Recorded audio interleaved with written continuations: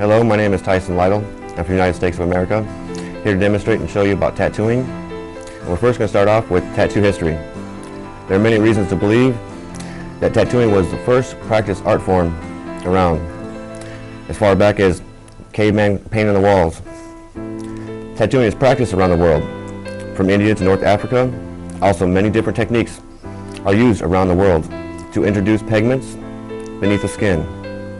This suggests that instead of starting in one place and then spreading as a fashion cut across the globe, tattooing is a reflection of the basic human desire or need to decorate one's body, to show individuality and style, and just to be a little different.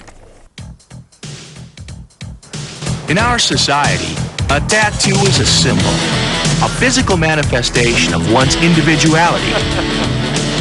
While tattoos used to be worn only by tough guys, drunken sailors, and bikers, these rebellious emblems are now flaunted by everyone from lawbreakers to lawmakers. Actor Sean Connery has one on his forearm that reads, "Scotland Forever." Pamela Lee, Charlie Sheen, and of course Dennis Rodman sport a variety of wild tattoos. Some people display them proudly, while others cover them discreetly, like former U.S. Secretary of State George Shultz, who allegedly has a tattoo of the Princeton University Tiger.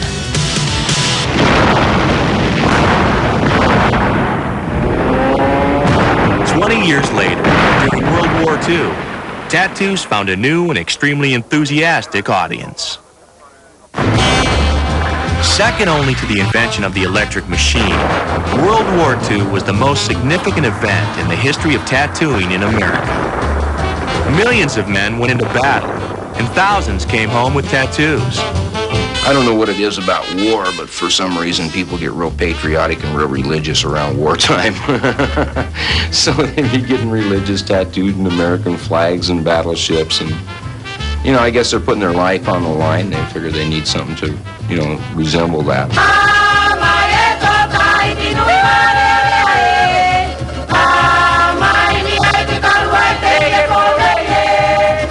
The word tattoo comes from the Polynesian tatau, meaning to tap.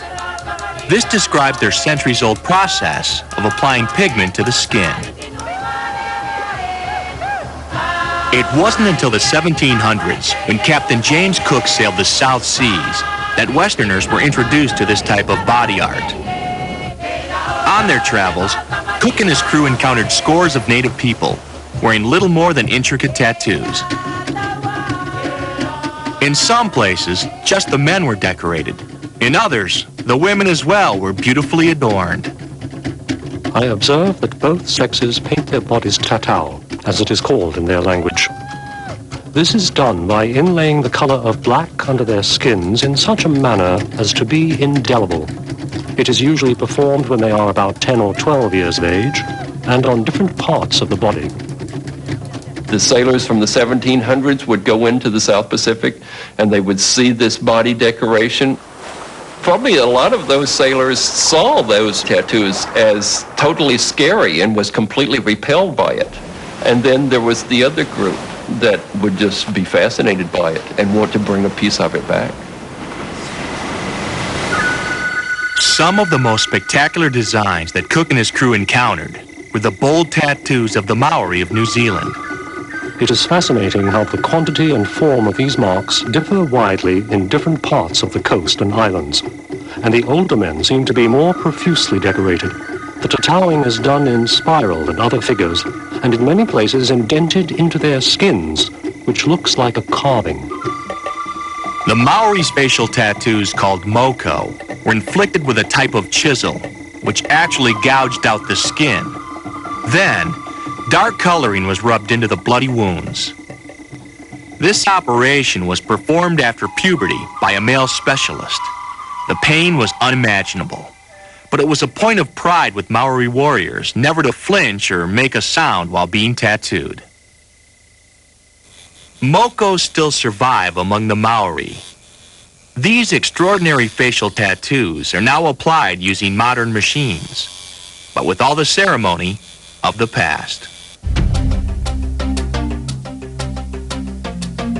Today, these ancient designs and rituals are inspiring a whole new subculture.